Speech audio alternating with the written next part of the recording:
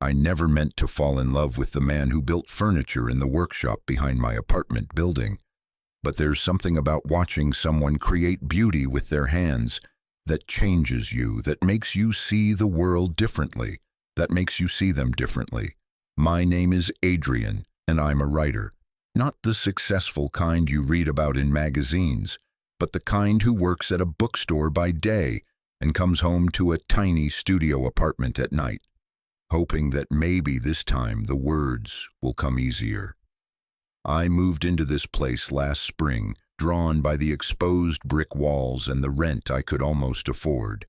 What I didn't know was that the building shared a courtyard with an old converted warehouse, and that every morning at 7 I'd wake up to the sound of a table saw humming to life. His name was Finn. I learned that from the sign outside his workshop, simple black letters on weathered wood. Finn Callahan, Custom Furniture. I'd see him sometimes when I took my coffee out to the small balcony that overlooked the courtyard. He'd be carrying lumber, measuring pieces, completely absorbed in his work. He had this way of moving that was both careful and confident, like every action was deliberate, thought through. Dark hair that always looked like he'd run his hands through it 100 times. A flannel shirt with the sleeves rolled up, sawdust clinging to his jeans. I told myself I watched him because the creative process fascinated me. Writers are supposed to observe, right? We're supposed to notice the details of life unfolding around us. That's what I told myself for the first month, that I was simply observing another artist at work, finding inspiration in the way he transformed raw wood into something functional and beautiful. But then came the morning when our eyes met across the courtyard.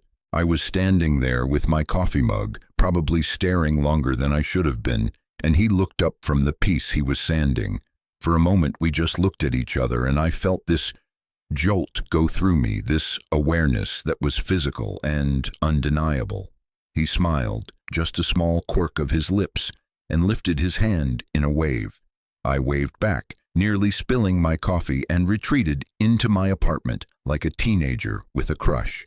That's when I knew I was in trouble, because I'd felt this before, this pull toward another man, and I'd spent years trying to understand it, accept it, figure out where I fit in a world that didn't always make space for feelings like mine.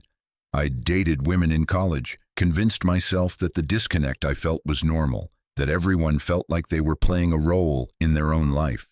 It wasn't until I was 24 and kissed a guy named Marcus at a party that everything suddenly made sense.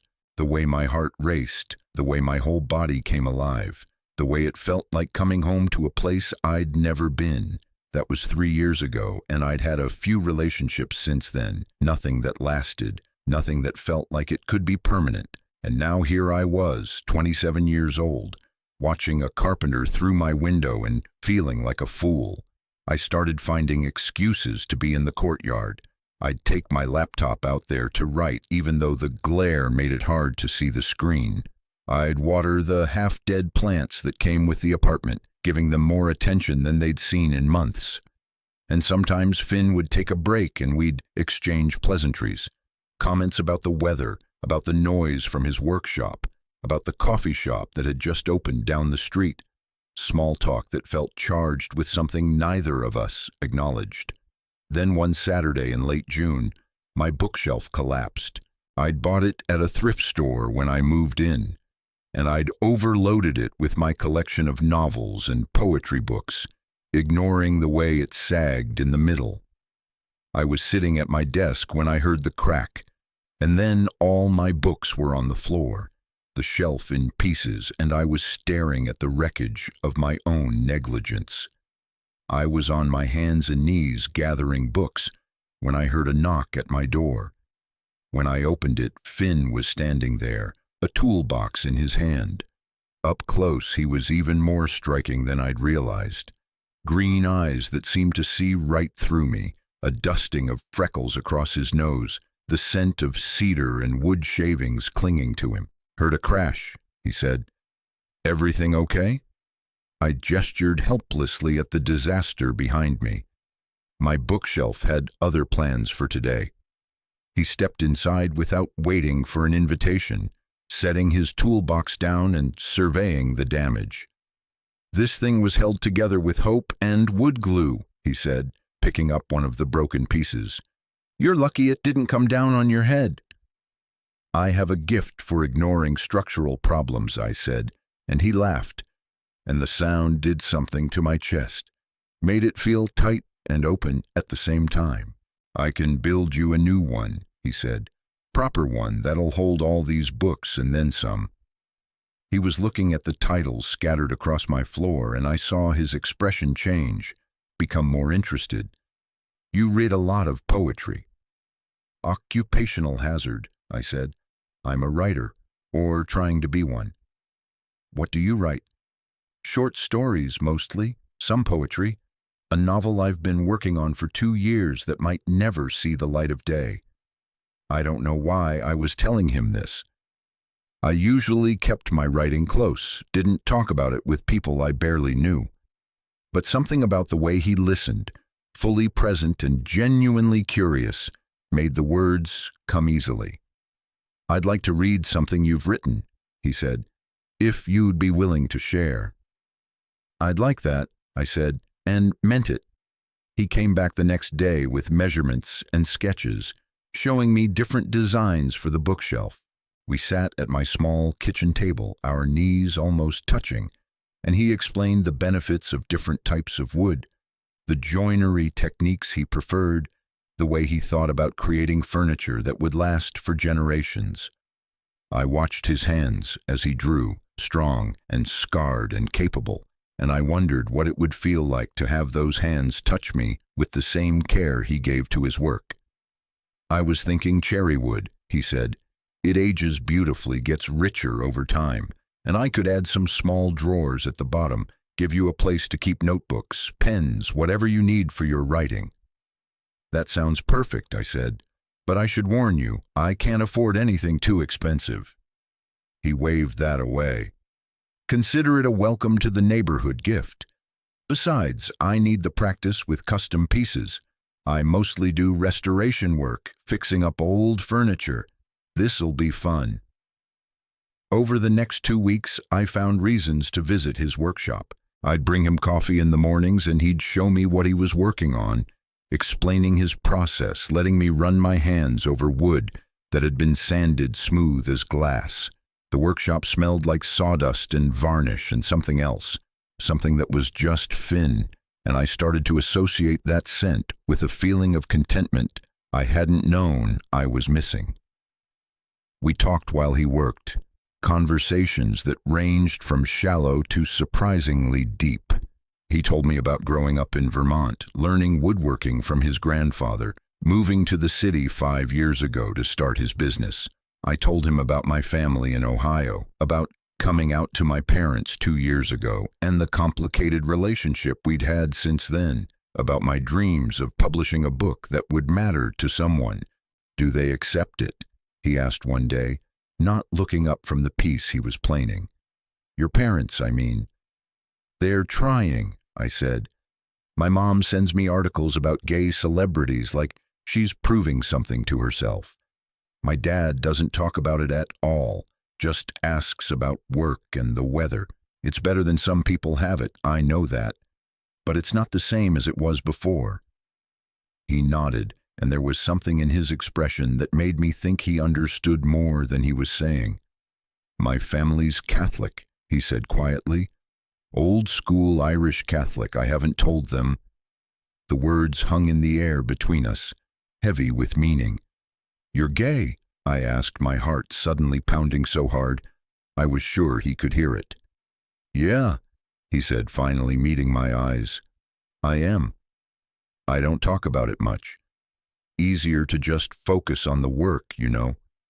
Keep that part of my life separate." "That sounds lonely," I said. "It is," he admitted, "but it's safe."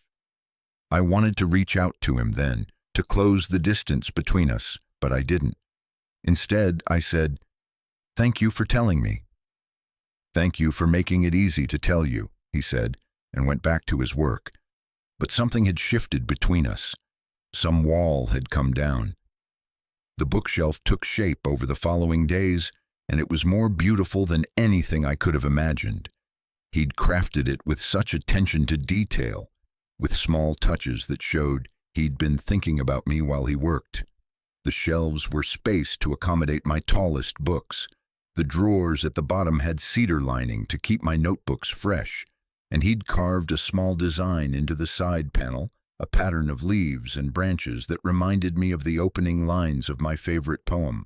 "It's incredible," I said when he showed it to me, running my fingers over the smooth wood. "Finn, this is art." He ducked his head, pleased but embarrassed by the praise. "It's just a bookshelf." "It's not just anything," I said. "You put yourself into this. I can feel it."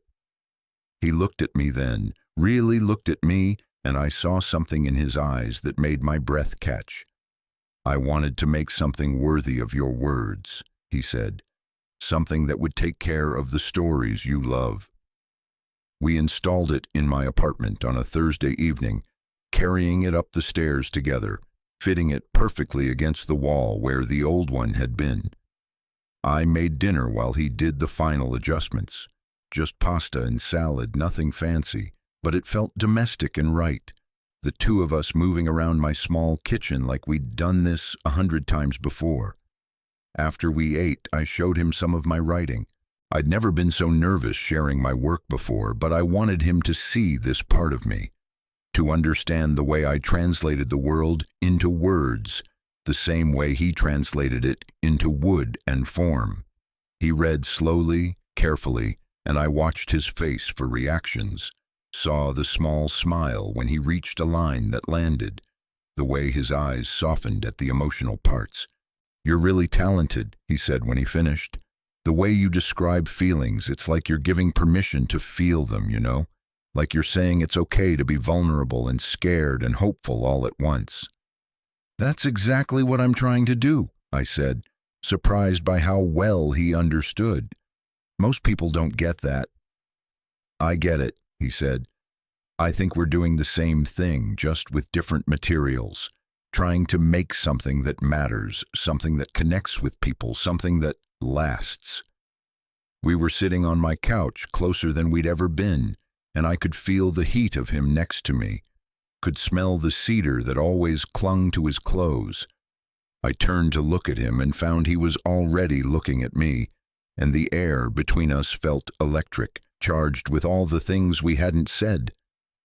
"Adrian," he said, and my name in his voice sounded like something precious. "Yeah? I think about you," he said, "more than I should, more than is probably wise." My heart was racing.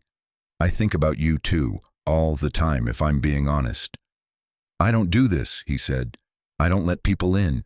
It's easier to stay separate, to keep my work and my life in different boxes. But you've gotten under my skin somehow. You and your books and your words, and the way you see the world." "Is that a bad thing?" I asked. "I don't know," he said honestly.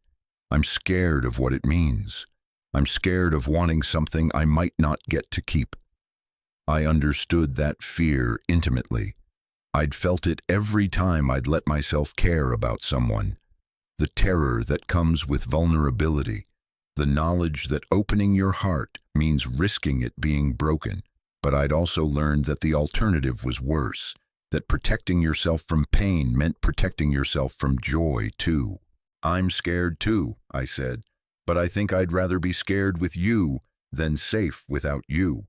He reached out then slowly, giving me time to pull away, and cupped my face with his hand. His palm was rough with calluses, warm against my skin, and I leaned into the touch, closing my eyes. When I opened them again, he was closer, and then his lips were on mine, tentative at first, questioning, and I answered by kissing him back, by threading my fingers through his hair, by letting myself fall into this moment I'd been dreaming about for months. We kissed like we were learning each other, soft and searching, and it felt like everything I'd been looking for without knowing I was looking. His hands moved to my waist, pulling me closer, and I went willingly, pressing against him, feeling the solid reality of him, the way our bodies fit together like they'd been designed for this. When we finally broke apart, both breathing hard, he rested his forehead against mine. "I want this," he said. "I want you. But I need to go slow. I need time to figure out how to do this without falling apart."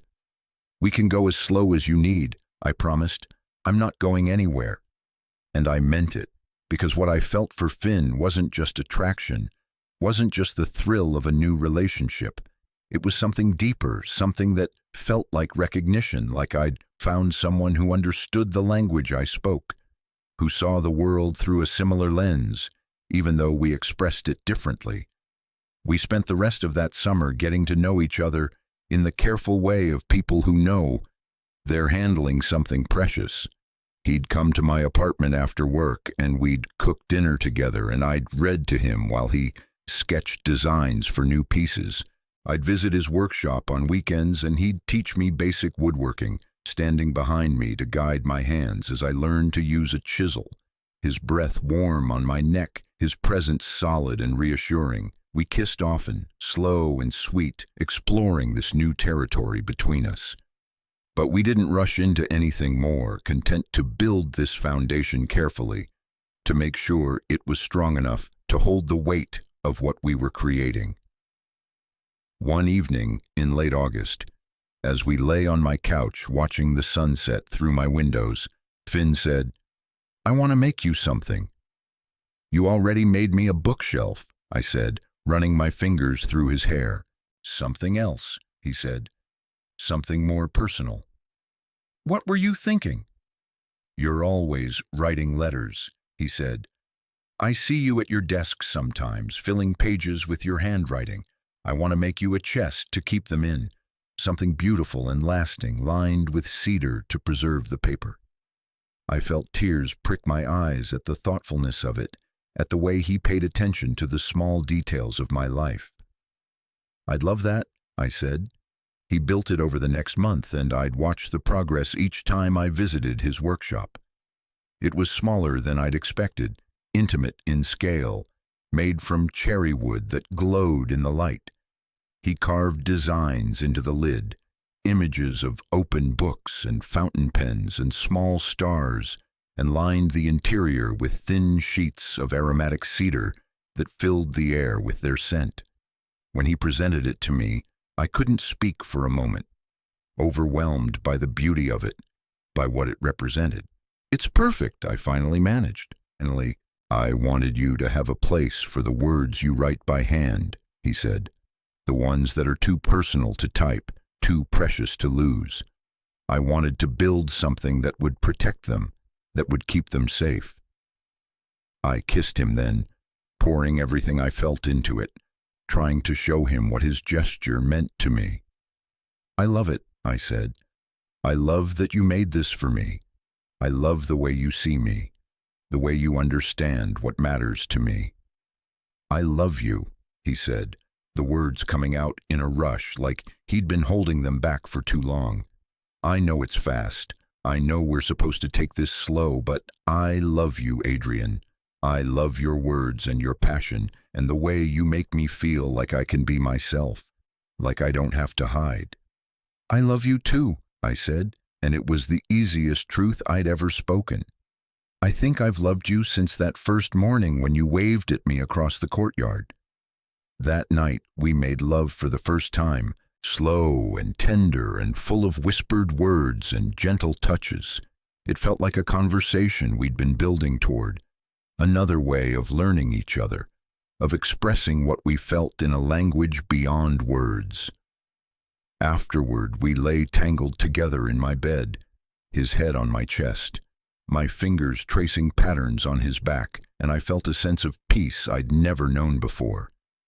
The chest sits on my desk now, filled with letters I've written but never sent, thoughts too raw to share with anyone but myself. But knowing Finn made it for me, knowing he built it with his hands and his heart, makes even my most private words feel less lonely. It's a reminder that I'm seen, that I'm known, that someone cares enough about my inner life to create something beautiful to hold it. We've been together for 2 years now, and it hasn't always been easy. Finn came out to his family last Christmas, and it went about as well as he feared it would. His parents stopped speaking to him for months, and I held him through the grief of that loss, reminded him that chosen family can be just as real as blood. My own parents are slowly coming around, asking about Finn now when they call, even inviting him to Thanksgiving last year, though it was awkward and strained. But we're building something together, something that will last, just like the furniture Finn creates and the stories I write. We're learning that love isn't just the easy moments, the romantic gestures and perfect kisses. It's also the hard conversations and the fears you face together and the choice you make every day to show up for each other. I'm working on a new novel now, and it's about a writer who falls in love with a carpenter. I'm changing enough details to make it fiction, but the heart of it is true, the emotional core of what Finn and I have found together. He reads each chapter as I finish it, offering feedback and encouragement, and sometimes I catch him smiling at a line that's pulled directly from our life, a moment I've preserved in words the way he preserves beauty in wood. Last week, he started building a new piece in his workshop, and when I asked what it was, he just smiled mysteriously and said I'd see when it was finished. I suspect it's a desk, something to replace the rickety one I've been using, something designed specifically for my needs as a writer. That's who he is, someone who shows love through creation, through making things that improve the daily life of the person he cares about. I keep thinking about that first bookshelf, the one he built when we barely knew each other, when we were just neighbors exchanging pleasantries across a courtyard. Even then, he was putting care into something for me, thinking about what I needed, creating something that would last. It makes me wonder if he knew even then that we were building towards something bigger, that this was the beginning of a story we'd tell together.